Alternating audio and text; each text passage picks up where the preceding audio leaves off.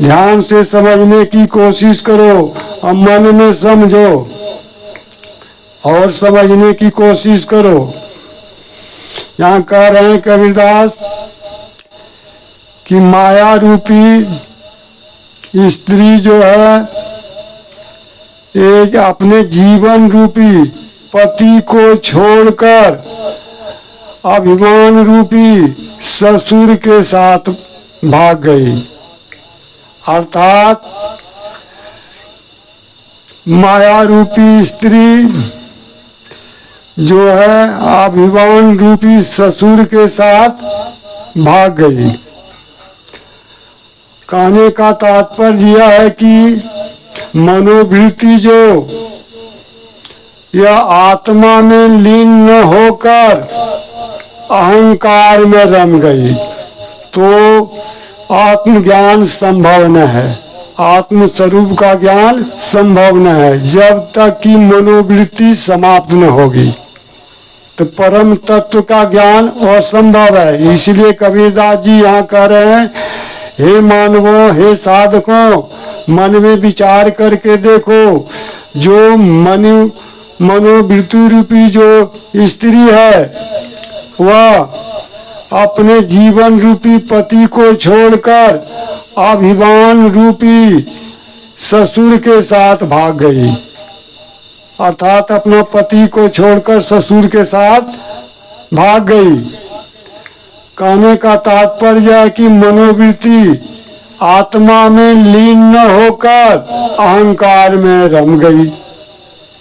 जब मनोवृत्ति आत्मा में रम जाती, आत्मा में विलीन हो जाती तो परम तत्व का ज्ञान हो जाता, आत्मज्ञान हो जाता। इसलिए यहाँ कबीरदास जी कह रहे हैं,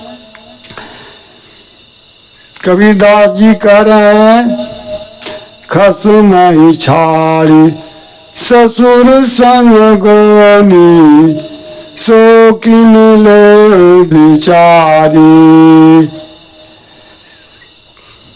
खसमहि छाड़ी ससुर संग गोनी सो किन ले बिचारी।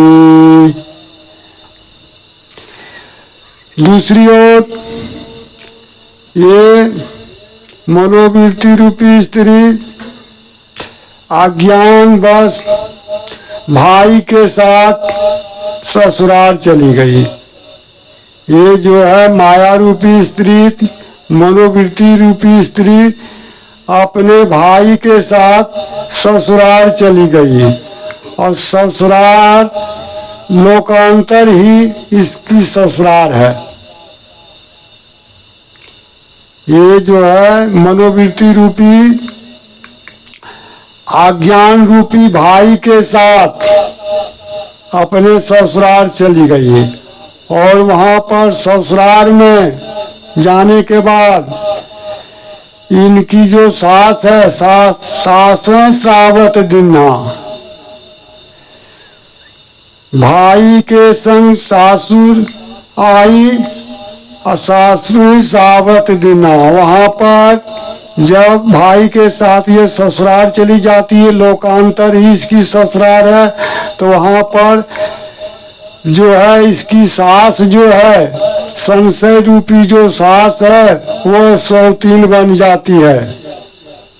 ये मनोवृत्ति रूपी स्त्री की जब भाई के साथ ससुराल जाती है तो सास जो है उसकी सौतीन बन जाती है, उसे बहुत दुख देने लगती है, कष्ट देती ही रहती है हमेशा। इसलिए कबीरदास जी यहाँ बता रहे हैं कि मन में विचार करके देखो, ये मनोवृत्ति रूपी स्त्री का लीला